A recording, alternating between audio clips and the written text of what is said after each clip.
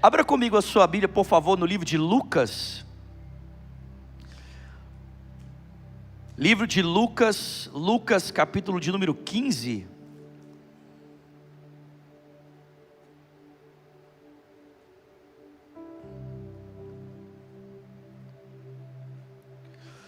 Lucas, capítulo 15, livro de Lucas, capítulo 15, a partir do versículo de número 1. Quem achou diz: eu achei. Quem não achou, talvez você não tenha trago aí o seu telefone ou a sua Bíblia impressa, você pode acompanhar comigo a leitura aqui no telão, ok? Lucas capítulo 15, verso 1 diz: todos os publicanos e pecadores estavam reunindo para ouvir Jesus, mas os fariseus e os mestres da lei criticavam, dizendo: esse homem recebe pecadores e come com eles. E então Jesus lhes contou esta parábola: qual de vocês que possuindo 100 ovelhas e perdendo uma, não deixa 99 no campo e vai atrás da ovelha perdida até encontrá-la? E quando você a encontra, você a coloca alegremente nos ombros e vai para casa. E ao chegar, reúne os seus amigos e vizinhos e diz: alegrem-se comigo, porque encontrei a minha ovelha perdida. Eu digo que da mesma forma haverá mais alegria no céu por um pecador que se arrepende do que por 99 justos que não precisam de arrependimento. Alguém pode dar um glória a Deus aí?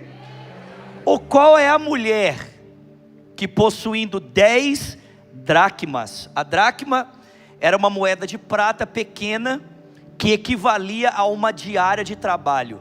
Qual é a mulher que possuindo uma moeda que equivale a um dia de trabalho e perdendo uma delas, não acende uma candeia, varre a casa e procura atentamente até encontrá-la, e quando a encontra, reúne as migas, amém? Reúne as migas e as vizinhas e diz: alegrem-se comigo, porque encontrei a minha moeda perdida.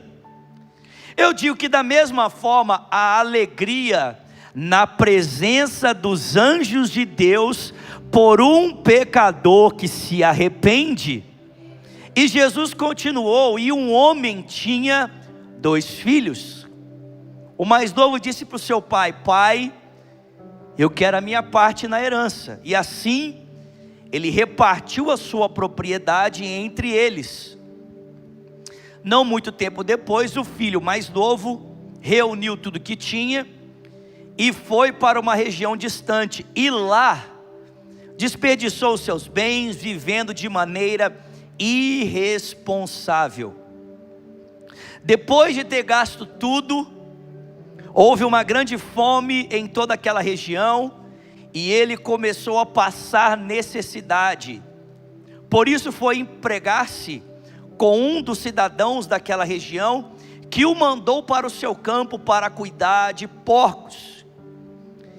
E ele desejava encher o seu estômago com as vagens de alfarrobeira, né, uma fruta, uma espécie de, se fosse uma,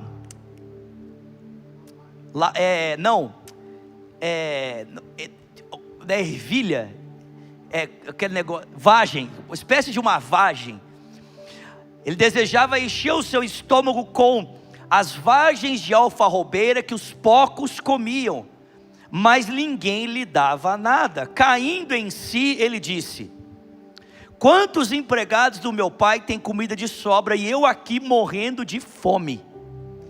Me porei a caminho e voltarei para o meu pai, e vou dizer: pai, pequei contra o céu e contra ti, não sou mais digno de ser chamado seu filho, trata-me como um dos seus empregados. E a seguir levantou-se e foi para o seu pai, e estando ainda longe, seu pai o viu, e cheio de compaixão correu para o seu filho, e o abraçou e o beijou. E o filho disse: pai, eu pequei contra o céu, eu pequei contra ti, já não sou mais digno de ser chamado o teu filho. Mas o pai disse aos servos: depressa, tragam a melhor roupa e vistam nele, coloquem um anel no seu dedo e calçado nos seus pés, tragam um novilho gordo e matem-no, vamos fazer uma festa e alegrar-nos. Tem alguém que pode se alegrar aqui essa noite? Porque esse meu filho estava morto e voltou à vida, perdido ele estava e foi achado. E começaram a festejar o seu regresso. Enquanto isso, o filho mais velho estava no campo, e quando se aproximou da casa e ouviu a música e a dança, chamou um dos servos e lhe perguntou o que estava acontecendo, e este respondeu: seu irmão voltou, seu pai matou um novilho gordo, porque o recebeu de volta são e salvo. E o filho mais velho encheu-se de ira e não quis entrar. Então seu pai saiu e insistiu com ele, mas ele respondeu ao seu pai: olha, todos esses anos tenho trabalhado como um escravo ao teu serviço, e eu nunca desobedeci uma das tuas ordens, mas tu nunca me destes um cabrito para me festejar, para eu festejar com os meus amigos. Aí volta para casa esse teu filho, que esbanjou os teus bens com as prostitutas, e aí você mata um novilho gordo e entrega para ele? Disse o pai: meu filho, você sempre está comigo e tudo que eu tenho é seu, mas nós tínhamos que celebrar a volta deste seu irmão e nos alegrar, porque ele estava morto e reviveu, estava perdido e foi achado. Alguém pode dar um glória a Deus por isso? Senhor, essa é a sua palavra. Nós estamos aqui diante de ti porque queremos ouvir a tua voz, seja aqui nesse auditório ou no ambiente online. Senhor, temos fome, temos sede. Fala ao nosso coração, dá-nos olhos para ver, ouvidos para ouvir, um coração sensível, Senhor, para receber cada palavra que o teu Espírito deseja falar ao nosso coração. Ao pregador desta noite, conceda-lhe graça, para que no abrir da sua boca, Pai, somente a palavra do Senhor seja ouvida. É o que nós te pedimos e agradecemos em o nome de Jesus. E quem crê, diga. Irmãos, eu falo com você nessa noite sobre o tema: a melhor notícia do mundo. Diga para quem está pertinho de você, por favor: a melhor notícia do mundo. Diga para uma outra pessoa: a melhor notícia do mundo. Quantos gostam de boas novas aqui? Quem gosta de boas notícias aqui? Eu digo para você nessa noite: o evangelho são boas notícias, ou o evangelho é uma boa nova, uma boa notícia.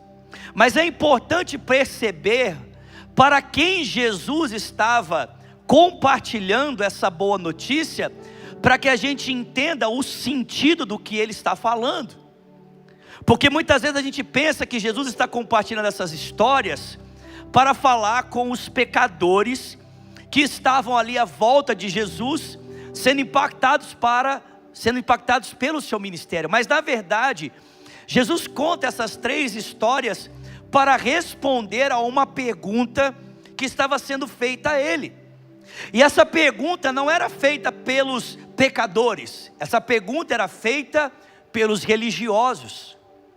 Os religiosos, olhando para Jesus e percebendo tudo aquilo que era dito sobre ele, que ele era um grande profeta, um santo de Deus, que ele era o próprio Filho de Deus, se questionavam: como é que Jesus pode sentar e comer com esse tipo de gente?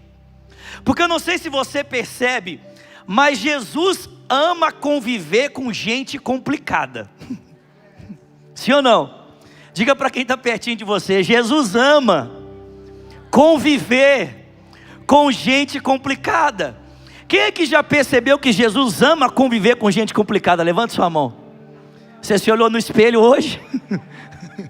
Jesus ama conviver com gente complicada. Jesus ama sentar e estar com pessoas que a maior parte de nós não gostaria de ter no seu ciclo de convivência. Aliás, eu poderia dizer para você que não era Jesus quem sentava com os pecadores, mas os pecadores que sentavam com Jesus, porque quem ditava a dinâmica do relacionamento não eram os pecadores, mas era o próprio Jesus, amém, queridos? Jesus era seguido pelos pecadores e não seguia os pecadores, porque a dinâmica do relacionamento era ditada, era colocada por ele. Mas para os fariseus era muito incômodo pensar como é que esse homem santo, esse homem que se diz perfeito, ou dizem a respeito dele que ele é perfeito, como é que esse homem pode sentar com esse tipo de gente? E Jesus então vai responder a essas perguntas, contando então essas 3 histórias. Ele vai responder a esse questionamento, contando então essas 3 parábolas. E a primeira afirmação que Jesus faz questão de deixar clara aqui para os fariseus é que a razão de ele estar sentado com esse grupo de pessoas tão complicadas, que são desprezados aos olhos da religião, mas não são desprezados aos olhos de Deus, é porque o coração de Deus está voltado na direção daquele que está perdido. Vou repetir isso aqui, amém, queridos? O coração de Deus está voltado na direção daquele que está perdido. Você pode dar uma glória a Deus por isso?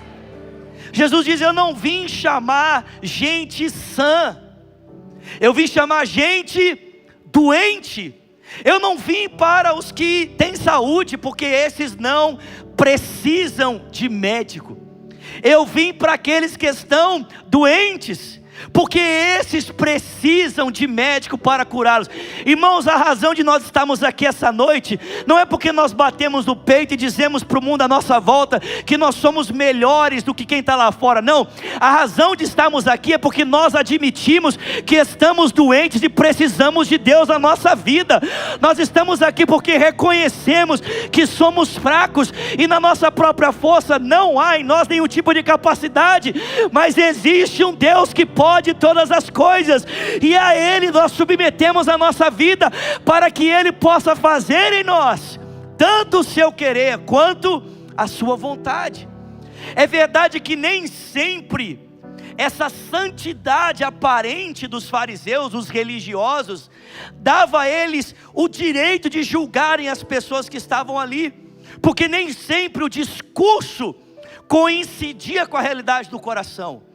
Jesus disse para esse grupo de pessoas em Mateus, capítulo de número 24, se eu não me engano, Jesus diz assim para esses homens, que eles eram como sepulcros caiados, bonitos por fora, mas podres por dentro. Irmão, presta atenção, deixa eu dizer uma coisa para você, deixa eu dizer uma coisa muito importante para você. Sabe qual que é o problema da religião? O problema da religião é que ela faz a gente pensar que a gente está numa condição melhor do que os outros, quando na verdade nós estamos tão mortos quanto os outros estão. Vou repetir isso aqui, amém? O problema de uma vida religiosa é que a religiosidade cega os olhos. Na verdade, irmãos, o que Jesus estava pretendendo dizer a esse grupo de religiosos é que eles estavam tão perdidos quanto aqueles que eles julgavam estarem perdidos. Pergunto para você, na parábola do filho pródigo, qual era o filho mais perdido? O que saiu de casa ou o que ficou em casa? Os dois estavam perdidos, não havia diferença. Só que um estava perdido fora da casa e o outro estava perdido dentro de casa. Um estava perdido nos pecados que o mundo podia oferecer, e o outro perdido nos pecados que a religiosidade podia oferecer. Um perdido porque não entendia o valor de permanecer na casa, e o outro não entendia o valor de ter o pai que tinha. ambos os filhos estavam perdidos. O problema da religião ou da religiosidade é que ela não pode fazer bem nem para você e nem para as pessoas que estão à sua volta. Ela não pode oferecer salvação para você e nem para as pessoas com quem você convive, porque só existe uma pessoa que pode salvar e transformar a vida, aquele que é capaz de morrer por mim e por você, e o nome dele é Jesus Cristo de Nazaré. O coração do Pai se volta na direção daquele que está perdido.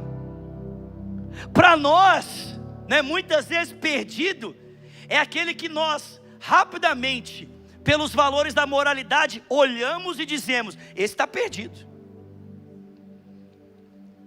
Para nós perdido é a mulher que muitas vezes nós passamos por ela e a encontramos ali vestida de maneira sensual, vendendo o seu corpo para sustentar a sua vida, e às vezes nem sempre uma vida justa. Para nós perdido é aquela pessoa que nós passamos por ela e a vemos ali numa situação de miséria, e muitas vezes presa nessa miséria em função dos seus vícios. Para nós perdido é aquela pessoa que nós olhamos e percebemos que na sua vida existe tanta corrupção que ela já não consegue mais esconder a corrupção. Perdido para nós é aquele que é vaidoso, é aquele que é orgulhoso, é aquele que é mentiroso. Ou seja, qualquer pessoa que pelos valores claros da moralidade a gente faz uma análise e percebe que essa pessoa está presa por esses pecados, nós dizemos: essa pessoa está perdida.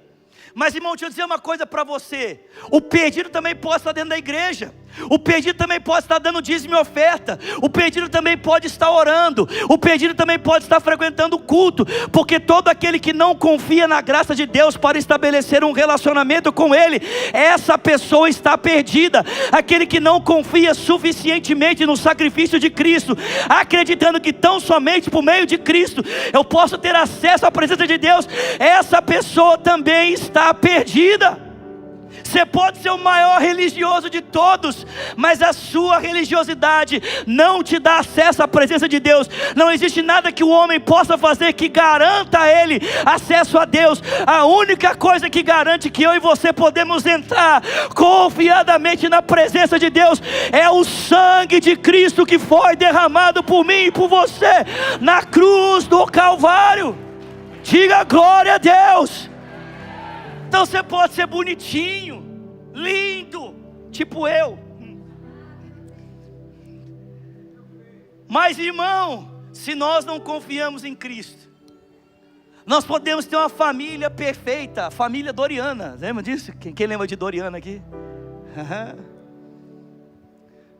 Você pode ser aplaudido pelas pessoas. Você pode ter uma estética maravilhosa, como a estética dos religiosos. Mas se nós não entendemos o amor de Deus e não confiamos na graça de Cristo, nós estamos perdidos. Eu acho tão bonito quando eu vejo o nosso pastor, o pastor André aqui pregando e falando que o grande desafio da vida dele não é tanto uma vida de pecados e perdição, mas a religiosidade. E eu digo para você que assim como ele, esse também é o meu maior desafio. Para a gente que cresce na igreja e muitas vezes não se envolve, com as coisas do mundo, a gente julga que a gente é bom. Sim ou não? A gente olha para a gente e fala assim: nossa, Jesus deve ter orgulho de me ter, que eu sou tão bonzinho, nunca matei, nunca roubei, nunca fiz nada de mal para ninguém. E a gente começa a acreditar que a gente é bom. Mas irmão, deixa eu dizer uma coisa para você: ninguém é bom. Todos nós morremos, todos nós pecamos e carecemos da graça de Deus. E só é possível termos acesso a essa graça se nós entendemos que o coração do Pai se volta na direção daquele que está perdido. A outra realidade que Jesus pretende ensinar é que não apenas a razão de Ele estar com pecadores é porque o coração do Pai se volta na direção do perdido, mas é que o Pai não mede esforços para alcançar aquele que está perdido. Chacoalhe alguém perto de você, pelo amor de Deus, e diga para ele: o Pai não mede esforços para alcançar aquele que está perdido. Não, chacoalhe alguém de verdade, fala para ele: o Pai não mede esforços para alcançar aquele que está perdido. Você pode dar um glória a Deus por isso aqui nessa noite? O Pai não mede esforços. Jesus diz: olha para essa mulher, ela tinha muitas moedas, ela perdeu uma moeda, mas ela foi capaz de revirar toda a casa apenas para encontrá-la. E ele inclui um elemento aqui nessa história muito importante. Ele diz que essa mulher foi capaz de acender a sua lamparina. Gente, na época de Jesus não existia energia elétrica, não existia LED, não existia internet, por incrível que pareça, né? Se você nasceu de 2000 para cá, na época de Jesus não existia internet. Você pode não acreditar nisso, mas é verdade. Naquela época a iluminação se dava por lamparina, e esse não era um instrumento comum na casa de qualquer pessoa. Era um instrumento caro, o óleo para abastecer a lamparina era cara. Ou seja, essa mulher não se importou do esforço que ela precisaria e do preço que ela precisaria pagar apenas para resgatar uma moeda que estava perdida. Tem alguém comigo aqui? Assim também o pastor de ovelhas, mesmo tendo as 99, esse pastor não se importou com as dificuldades que poderia encontrar pelo caminho, e nem com o risco de perder todas aquelas que haviam ficado no aprisco. Ele preferiu pagar o preço para encontrar aquela que estava perdida, do que permanecer com 99 das suas ovelhas. Irmão, presta atenção, Deus não se importa do esforço que é necessário para alcançar aquele que está perdido. Digam glória a Deus por isso. É por isso que a Bíblia diz que no meio do caos do jardim, mesmo em meio àquela confusão em função do pecado original, Deus desce ao jardim e Ele entrega uma promessa. Ele diz: o descendente da mulher esmagará a cabeça da serpente, apesar de ter o seu calcanhar ferido. É por isso que Deus olha para uma civilização tomada pela violência e corrupção, e Ele decide preservá-la através de uma família, de um homem chamado Noé.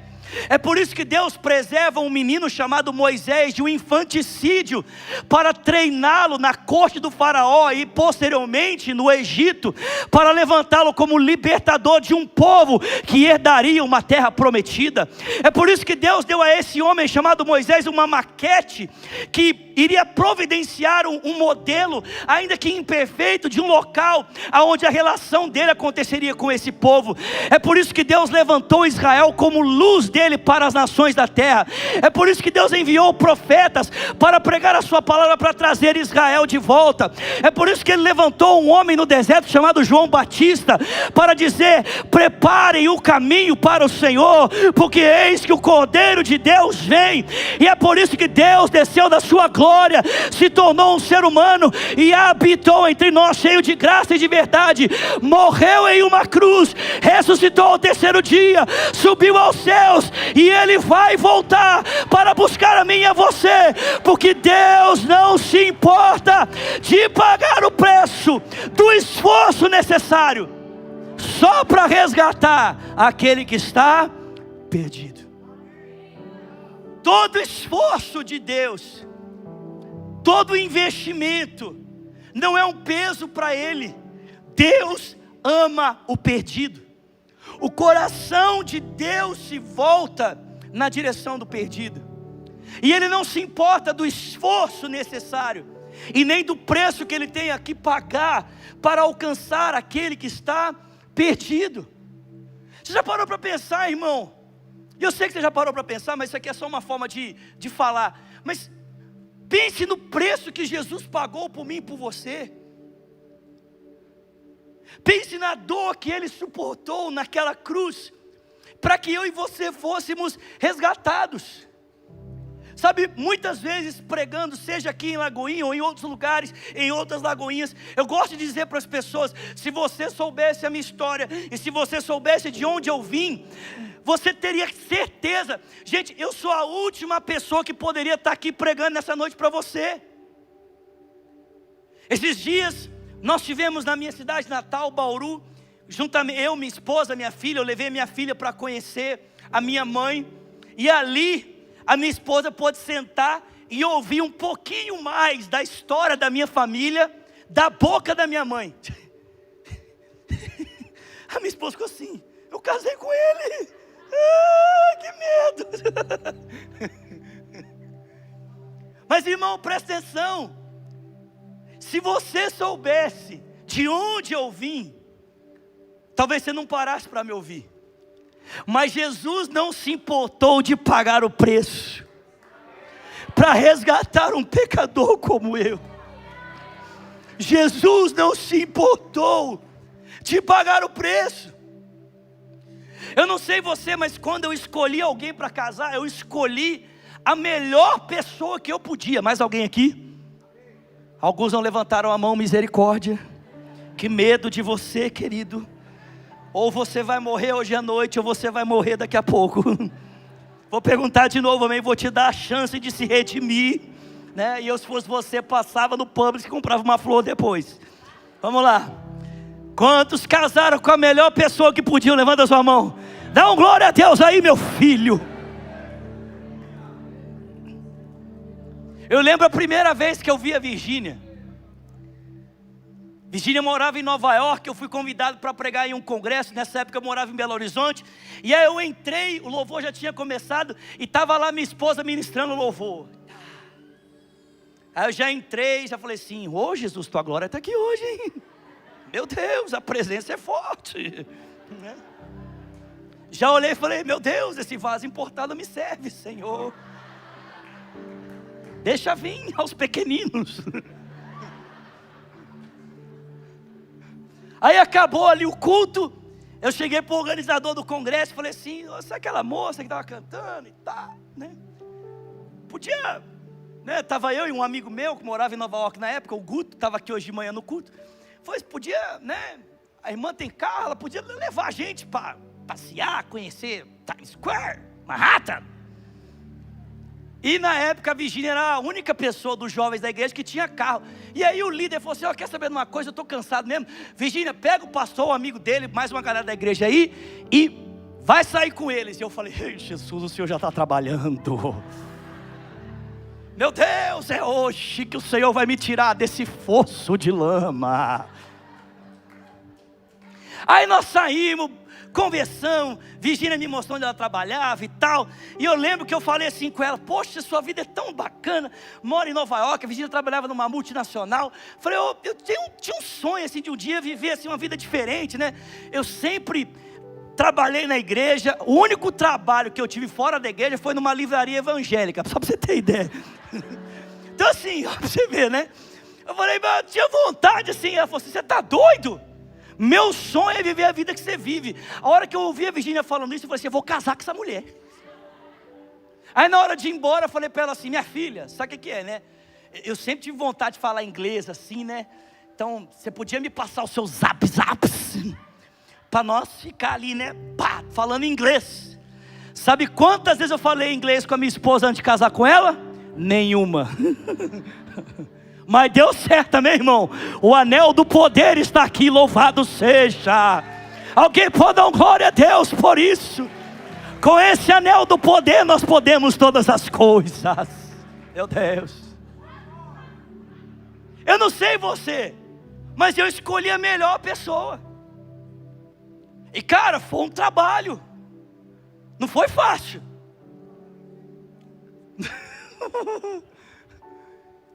Houve investimento, houve esforço, houve dedicação. Mudanças profundas que precisavam acontecer em mim. Quebras de bloqueios para que eu conseguisse hoje poder dizer para você que eu tenho 6 anos de casado, uma filha maravilhosa, meu casamento é maravilhoso. Mas eu paguei um preço porque eu encontrei a melhor pessoa que eu podia, amém? Você consegue entender que Deus decidiu pagar o preço pela pior pessoa que Ele podia? Vou repetir isso, amém? Irmãos, é fácil para nós pagarmos o preço por gente que a gente julga ser boa. Não custou para mim pagar um preço pela minha esposa. Não custa pagar um preço por ela todos os dias. Não custa pagar um preço por aquela pituquinha de 10 meses que está lá na minha casa. Eu amo a minha família. Eu amo a minha esposa. Eu amo a minha filha. Eu sou grato a Deus todos os dias pela vida que Ele me deu. Eu nunca achei que isso seria possível. Falei isso para minha esposa alguns meses atrás. Eu cheguei num ponto na minha vida que eu nem acreditava que eu podia casar mais. E aí Deus fez essa obra maravilhosa e me deu uma família, me deu um casamento, me deu uma filha. E vai me dar mais 2 filhos, se Deus quiser. Minha esposa deve estar assistindo e aí eu vou morrer agora, ficar em casa. Mas é fácil. Mas a Bíblia diz que Deus prova o seu amor para conosco pelo fato de que Cristo morreu por nós, sendo nós ainda pecadores. Deus não pagou o preço por gente boa, irmão. Deus pagou o preço por pecadores como eu e você. Deus não pagou o preço quando você estava limpinho. Deus pagou o preço por nós quando nós estávamos sujos, quando nós voltamos para casa fedendo porco, tomados de sujeira, sem qualquer dignidade para apresentar. O Pai correu na nossa direção, Ele nos abraçou, Ele nos beijou, Ele tirou a nossa roupa suja, colocou um anel nos nossos dedos, calçado em nossos pés, uma nova roupa em cada um de nós. E Ele disse: vamos celebrar, porque esse meu filho estava morto e ele reviveu. Ele estava perdido e agora ele foi achado. Alguém pode dar um glória a Deus? Aleluia! Obrigado, Jesus. O coração de Deus se volta na direção do perdido. E por esse Deus não mede esforços. Por um perdido, Deus paga o preço para que Ele possa ter o perdido de volta. Olha o preço que Jesus pagou por nós. Sua carne foi rasgada, suas emoções foram trituradas, e espiritualmente pregado naquela cruz. Em Mateus 27:45 Ele diz: Deus meu, por que me desamparastes? Abra um texto comigo, por favor, em Romanos capítulo 8.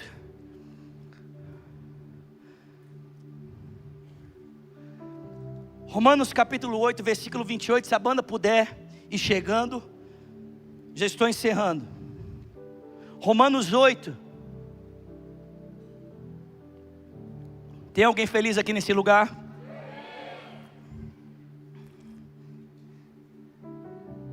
Romanos 8. Fica de pé para nós lermos esse texto, eu já estou encerrando. Romanos 8, versículo 28 diz: sabemos que Deus age em todas as coisas para o bem daqueles que o amam, dos que foram chamados de acordo com o seu propósito. Tem alguém que ama a Deus aqui essa noite? Porque aqueles que de antemão Ele conheceu, também os predestinou para serem conformes à imagem do seu Filho, a fim de que Ele seja o primogênito entre muitos irmãos. E aos que predestinou também chamou, e aos que chamou também justificou, e aos que justificou também glorificou. Que diremos, pois, diante dessas coisas? Se Deus é por nós, quem será contra nós? Aquele que não poupou seu próprio filho, mas o entregou por nós, como não nos dará com ele e de graça todas as coisas? Quem fará alguma acusação contra os escolhidos de Deus? É Deus quem te justifica. Quem nos condenará?